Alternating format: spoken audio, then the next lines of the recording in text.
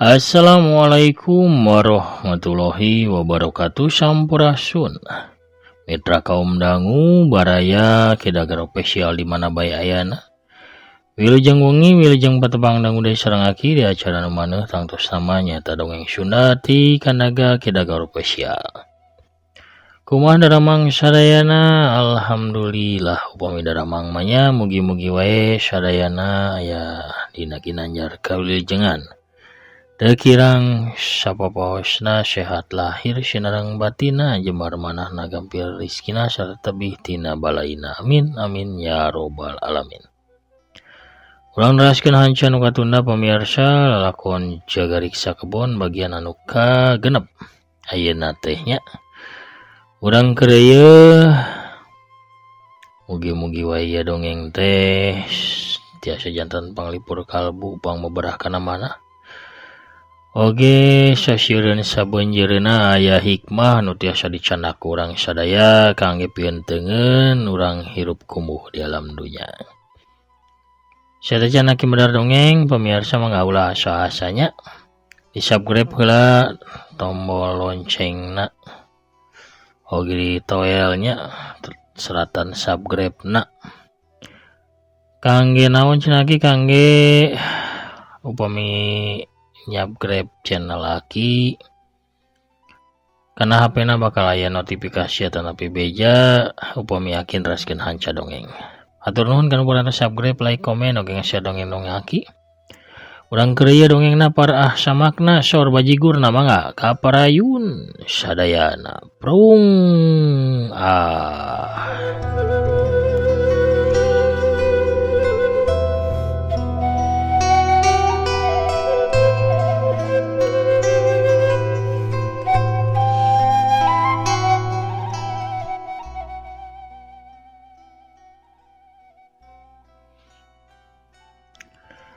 Di imah Dimas, Maya incuna Aida gura-giru rek keluar imah.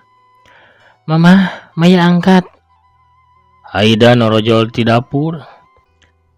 Wilujeng angkat incun ini, cek Aida tapi teu diwaro saeutik ku Maya. Maya mah terus bae muka panto tuluy keluar ti imah. Aida harita ngadeuketan jendela hareup sabab ngadenge sada sora mobil anu eureun. Aida molohok di pakarangan imah Maya incuna keur tatangkepan jeung saurang jajaka gining anu kakarak turun tina sedan warna beureum. Si jajaka menta dicium sagala tapi ku Maya ukur dicium pipina. Tika kaluar ti jero kamarna tuluy nyampeurkeun ka Aida. Mah, abdi bade angkat heula ka pesta rerencangan mamah mangga masak naon bae anu dipikaresep ku mamahnya. Cek tika kami tohana. Tapi Maya matos angkat mah wihna ke wengi satos lestarina beres. Tika megat kalimah mitohana. Tika teu malire deui ka Aida. Tika mah tuluy ngaleos kaluar ti imah. Nyakari Aida anu bingung nempo kahirupan rumah tangga anakna. Anu bebas taya pisan aya kamelang kanu jadi anakna Maya. Padahal sidik pisan cikene Aida nyaksian kumaha gaulna Maya jeung lalaki. Ieu teh ngajadikeun kamelang pikeun hatena Aida mah.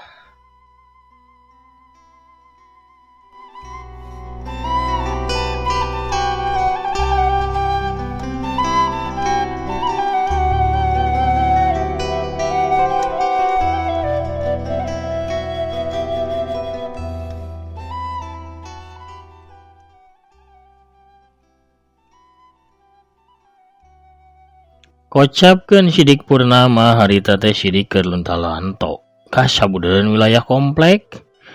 Maksudna mah rek ulin ka kape tepasuna teh bogana hendrajat. Sidik mopai jalan aspal di tukangan komplek. Sidik kakarak apal di tukangan komplek teh geuning aya wilayah pertokoan. Sagala toko atawa kios ngajajar ti mimiti salon tepi ka tukang cukur nyampak aya di dinya. Bareng keur culang cileung di pentas wetan anu gegerowan.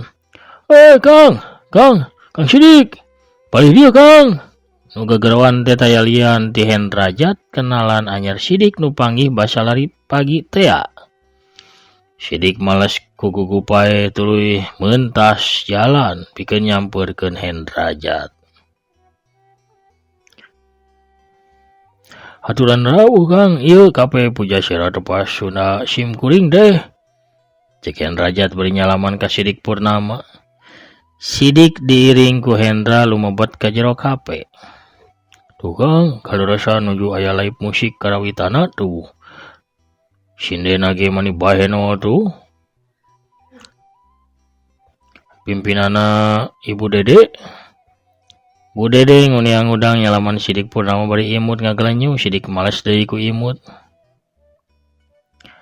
Num, gelis ka dieu. Cek Hendrajat gegerwan bari luak lieg. Muhun aya naon atuh Kang, enjing kene tos gogorowokan ieu. Saurang awewe geulis jangkung bodas geus rada umuran, ngurunyung ti dapur kape. Ieu napangkeun, akina Paul ieu teh. Kamarina papendak di taman sareng Akang. Kang Sidik ieu bojo abdi namina teh Num. Biasa barudak di kape memanggilna teh Ceu Num. Cek Hendra ka Sidik Purnama. Mangga calik Kang, kin ku abdi didamalkeun bajigur anu raos pisan. Cek Ceu Num bari ngaleos ka tempat laladang.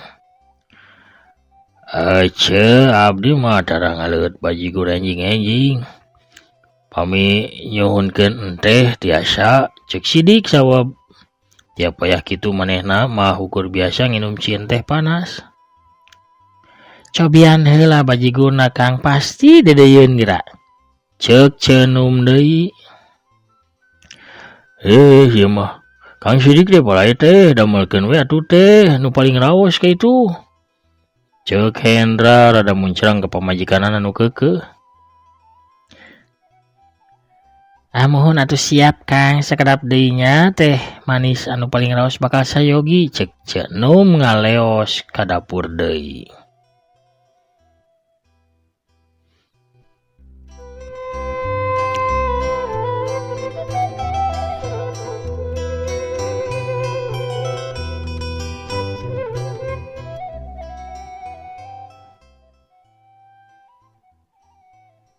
Sidik jeung Hendrajat diuk dina kursi hareupeun meja buleud.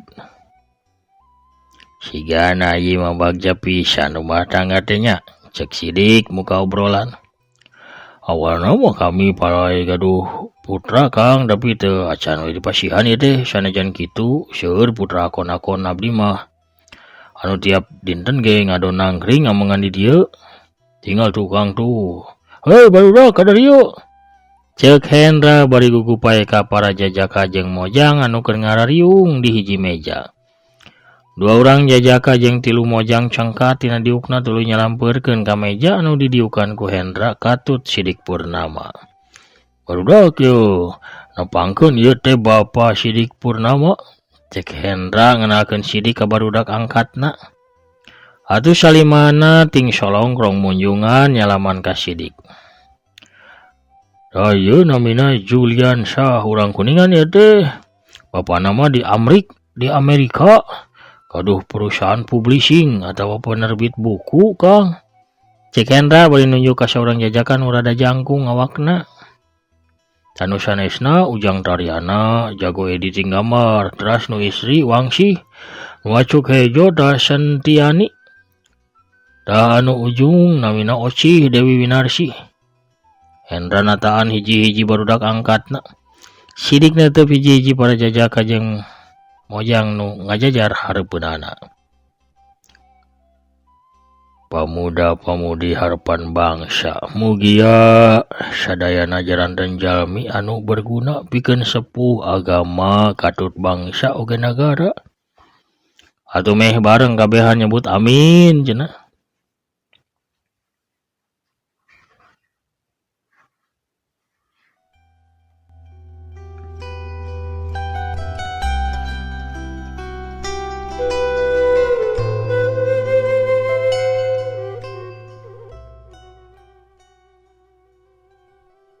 Urang kocapkeun deui di mana Dimas harita wayah sareureuh budak.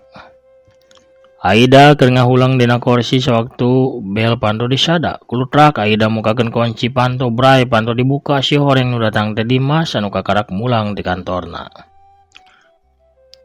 Tika, Dimas kegeruan ke pemajikanana. Tika angkat ka pesta rerencangan Asep. Nah, Tika teh wawartos kitu ka Dimas. Ceuk Aida ka anakna. Henteu mah. Walon Dimas pondok bari terus diuk di kursi patengahan. Aida nuturkeun diuk di kursi hareupeun Dimas. Sep, Asep teh kepala rumah tangga. Kedah ngajaga kulawarga. Sareng nanjerkeun disiplin dina anggoni ngariksa rumah tangga. Jaga istri sareng putri Asep. Bapak Asep salami ieu teras ngariksa kulawargana. Ceuk Aida mepelingan ka anakna. Amah eta mah hartina milu campur. Hoyong ngawasaan. Sadaya jalmi gaduhak pikeun ngajalanan hirupna saluyu sareng kahoyong dirina. Tembal Dimas sorana rada kawas nu teresep ka pamanggih indungna. Tapi kebutuhan rumah tangga kan janten kewajiban Asep pikeun nyukupanana. Bapak Asep terus ngelindungan kulawargana, disiplin, anjeunna ngajagi kulawarga secara utuh. Ceuk Aida nerangkeun panjang lebar. Mah seueur teuing disiplin teh nyampuran kahirupan nu sanes sareng ngaruksa kabebasanana. Sadayana nu dilakukan ku Bapa selesna mapikeun kasejahteraan urang-urangna keneh Sep. Eta sadayana kanyaana Bapa. Kanyaah pamikaleuwihan oge teu sae mah nyebelkeun. Cek Dimas bari nangtung tina diukna. Jadi kanyaah kami teh nyebelkeun pikeun Asep. Aida milu cangkat bari hatena mah asa katojos ku peso nu pangseukeutna. Tos mah lah, kunaon janten ribut ya teh. Mama di dieu ge ukur tamu sababaraha dinten. Jadinya kedah ngajagi laku lampah sapertos mistina tamu. Cuk Dimas tuluy ngaleos ka kamarna ninggalkeun Aida anu keur gogodeg. Mama di dieu teh kusabab nyangka ieu teh bumi mamah oge. Tapi si horeng hidup nganggap indung sorangan ngan ukur tamu. Hate Aida ngarakacak, hatena beuki karasa perih, cipanon ngambang dina kongkolak. Saterusna nyarak celakan maruragan ngalaem bereh mapai pipi.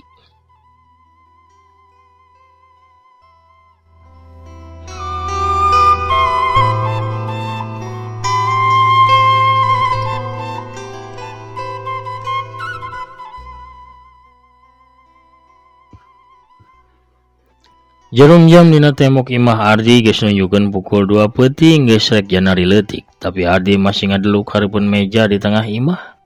Bari ngagawean pagawean kantorna. Sidik anu can wisasare nyampeurkeun ka anakna. Sirah Ardi diusapan binuh ku kanyaah. Nempo anakna suhud kana pagawean teh sidik ngarasa reueus tapi melang oge. Sabab anakna digawe nya beurang nya peuting taya wates waktuna. Ardi tangga ngarasa bukna aya nu ngusapan teh. Pak, tacan kulem, cek Ardi ka sidik nu jadi bapana. Apa can tiasa reup ieu teh. Tapi kunaon hidup aya kieu can oge reureuh. Sidik malik tumanya ka anakna bari gek diuk dina kursi nu aya di sisieun Ardi. Aya presentasi proyek enjing di kantor Pak, nya janten kedah dibereskeun ayeuna. Jawab Ardi. Bari tetep mariksa pagaweanana. Ulah tepi ka poho waktu di. Kan tiasa enjing bari eucin teh, cek sidik deui. Sacangkir teh moal tiasa ngabantos padamelan Pak, walon Ardi bari mesem. Nah teu tiasa. Bapak tos ngalakukeunana salmi 40 tahun di. Pak ulah disamikeun salapan padamelan sareng 5 padamelan atuh. Di perusahaan multinasional di zaman modern ayeuna bebana ageng pisan Pak. Di zaman Bapak mah teu aya kompetisi atanapi sieun dipecat. Kami kudu begadang unggal wengi supaya tiasa tetap hirup. Cek Ardi serina-serinya nehkeun ka bapana. Jadi Ardi nganggap zaman Bapak sagala gampang. Memang beban teu pati gede, tapi kasieun mah tetep we aya. Sanaos kitu kami tetep ngaluarkeun kemampuan anu pangsaena dina padamelan. Kami kerja keras pikeun hirup oge ngahontal kahormatan. Bapa ngagengkeun 4 putra ngajalanan hirup bari sirah di luhur. Cek sidik bari seuri bangga sabab dirina memang tiap tahun ge jadi pagawe teladan salila 40 tahun digawe. Nya Pak, tapi Bapak kedangangkeun yen putra Bapak gaduh talenta, bakat sareng kemampuan. Putra Bapak tiasa milari cara hirup, cara pikeun ngahontal tujuanna, oge ngabangun bumi ieu. Sanes eta bae Pak, putra Bapak lahir oge mastikeun masa depanna cerah kapayuna. Sehingga teu kedah ngemis sanajan parantos sepuh. Cek Ardi ngarasa bangga pedah manehna kapake ku perusahaan jeung bisa boga imah teu kawas bapana. Saledet cetut aya anu nyelekit kana ati sanubari sidik. Sumeleket nyoehkeun hate. Teu nyangka sacongobuk anakna geuning kitu sifatna. Boga rasa ujub takabur gede sirah jeung teu nganggap kana perjuangan dirina anu geus sateka pola ngagedekeun maranehna. Nyata anak-anakna tapi kajara di jalma kawas ayeuna. Sidikna teu pinuh ku rasa kuciwa ka Ardi. Tapi sakalimah ge teu kadal tina bibirna. Kunaon bapana teu samodel kitu ka Ardi. Bapak kedah nampi yen sagala rupa kaayaan urang ayeuna eta hasil tina diri urang pribadi. Perkara naon bae nu ku Bapak dilakukeun pikeun kami. Omongan Ardi kapegat ku Sora Nuraini anu nyalukan Ardi ti kamarna titah istirahat sabab manehna kagandengan ku Sora nu ngalobrol. Ardi cangkat tina diukna tuluy ngaloyong nuju ka kamarna kari sidik we ngahuleung sorangan. Caritaan anakna masih nempel dina ceulina. Sagala jerih payah jeung pangorbanana dirina teh pikeun ngagedekeun barudakna geuning disapirakeun. Dirina ukur disaumpamakeun tukang baramaen.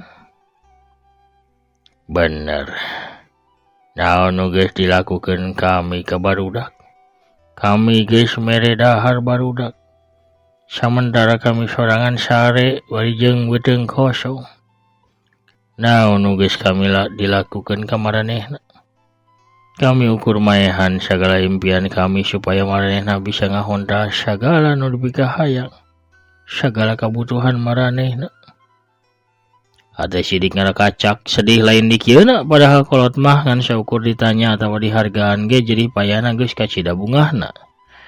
Teu hayang dipulang asih sagala diwowoy. Nampo anak bagja ge kahirupanana teu kurang nanaon kolot mah asa pangbungahna, pangbagjana. Bisa jadi bungahna ngaleuwihan nu jadi anak. Sidik masih ngagerantes dina hatena, tumanya ka dirina sorangan teu ngarti ku hasilna. Sabab ari pangrasana mah ngagedekeun barudak teh pinuh ku kanyaah, pinuh ku kadeudeuh. Ngajarkeun jeung nyontohan sagala kahadean pikeun bekal jaga budakna mun geus dewasa tapi kiwari. Jaga harti ku batina Sidik Purnama.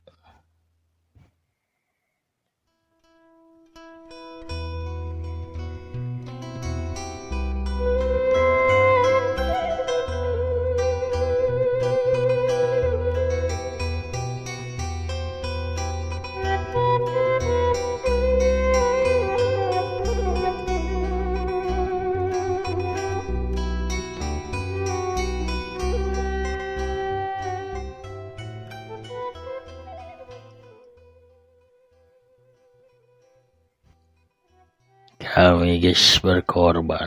Kami aya pikeun masa depan marane. Naon nu kami lakukeun pikeun marane. Kami teu pernah ngalakukeun nanaon pikeun sasaha. Teu pernah sama sakali. Cipanon kapeurih nyurucud mapai kongkola kana geus calawong. Kalembereh lalaunan masian pipian geus katara kemong. Garak harita sidik nandangan kapeurih batin. Lain ti sasaha tapi ti anakna sorangan. Kanyeri hiji bapa anu geus ngorbankeun sagalana pikeun anak-anakna. Wanci haneut moyan, sidik geus diuk di meja juru kape tepas Sunda. Kacamata bacana geus nyantel sabab harita sidik keur ngamimitian maca surat ti Aida nu jadi pamajikanna. Waktos akang ngalengkah nyanak sumpah. Nyai ngaraos. Nyai kalangkang akang. Akang ngucapkeun janji satia sawaktos akang nyekal panangan nyai. Akang sanes bayangan tapi akang saparo hirup nyai. Rencang hirup nyai. Papisah sareng anjeun. Hirup nyai lir ibarat lang layangan pegat. Sanes margi tabuh tujuh tanapi tabuh setengah genep nu liwat. Sanes oge naha nyai ngadamelkeun teh atanapi henteu kangge akang. Tapi margi sagalana karasa kosong tanpa akang.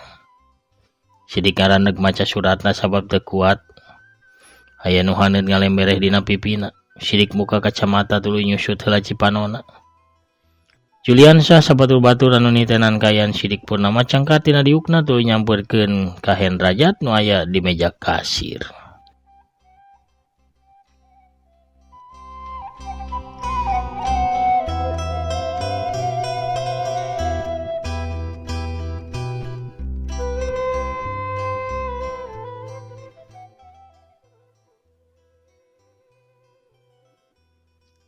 Aya naon barudak?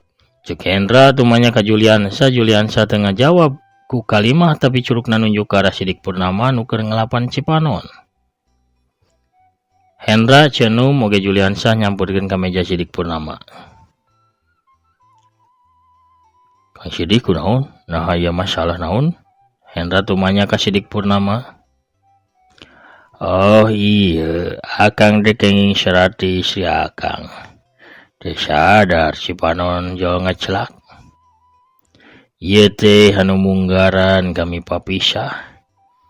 Saparantosna rumah tanggi 40 tahun. Walon sidik bari nilepan di surat Aida. Tinggal kumaha sonon akang sidik ka istrina. Tapi akang ceuk cenum bari neuteup ka Hendra. Ulah salah akang oge pan ngecelakeun Cipanon basa tebi sareng nyai. Tembak Hendra. Leres kang eta teh. Leres pisan atuh nyai. Cipanon bahagia. Nu aya di dinya meh kabeh ngagagak seuri. Ulah deui wae atuh. Diajar nyontok kakang sidik. Ceuk cenum bari bibirna dikawatkeun ambek di dituna mah.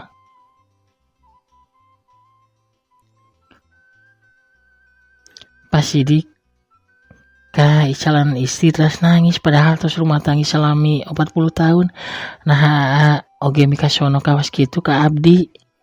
Ceuk Oci anu kabeneran bebenana Juliansa bari mencrong ka kabogohna.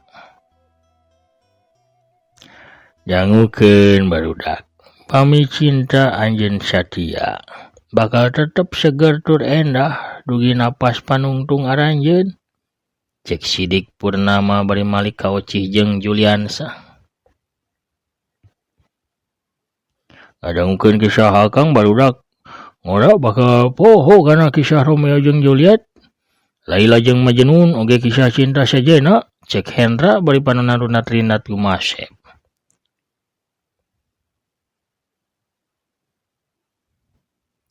Nya barudak bakal jadi penggemar akang. Sadaya pecinta legendaris maut golatan sono ka pasanganana. Tapi Kang Sidik parantos hirup barang rumah tanggi salami 40 tahun. Cek Janum, ieu kisah cinta nu hebat. Nya dunia kudu apal akang kada nulis kisah akang ieu, cek Hendrajat. Nya Pak, kada nyerat cariosna ya Pak, Penta Juliansa. Nya kunaon akang teu nulis kisah akang we atuh, cek Janum deui. Nulis kisah akang. Mohon tulis kisah Bapak. Nya Kang tulis we atuh. Akang mah da teu tiasa tulis akang mah sanes pangarang. Cobian we heula Pak. Nya cobian we atuh Kang. Oh, atuh cobian. Leres Pak. Meh kabeh nu aya teh ngadasak sidik pikeun nulis kisah cintana. Dina kayan kitu. Saurang awe tengah tubuh. Samping jangkung di kabaya beureum jual kajero lumabat KKP Tepasun. Aduh kabeh ngalaliekeun anyar datang. Manila rewas kitu. Ieu Ibi. Bisarwiti teh ningan anu kakoncara. Bade nawisan ieu tah awug. Di dia makan teh aya awug pangideunnya ieu. Bade nawisan awug amis raos kadeut matak dedeun jeung ieu tah kukurawuh sok teu aya di dieu mah nya. Tuh aya ge bandros tuh nya. Cucur. Langesing tuh bajigur mah aya tah sareng bajigur raos geura. Sok jarajan heula ya barudak ieu oge para mancowar sadayana jarajan heula mangga ieu. Da waktos lagi kabujang seep. Pohar. Pemirsa kumargi Bisarwiti atos dongkap pada urang cekapkeun heula nya dongengna duwi ka dieu.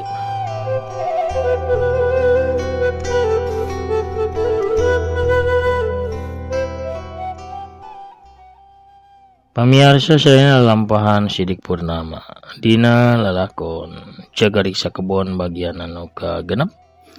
Sakurang teuneun heula di haneuleuh sieum geus sampureun ulang tuna di anjuang siang geus sanalaeun ulang sampur teuing ke di bagian anu salajengna.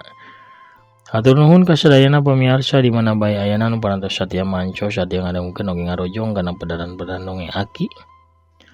Mugi-mugi atuh urang sadaya tetep dipaparinan waktos, dipaparinan yuswa nu panjang, dina kasehatan sareng kabarokahan. Amin ya rabbal alamin. Sakitu heula panginten nu kapiatur pamirsa akeun nami tungkur heula. Assalamualaikum warahmatullahi wabarakatuh. Permios cagah hanca.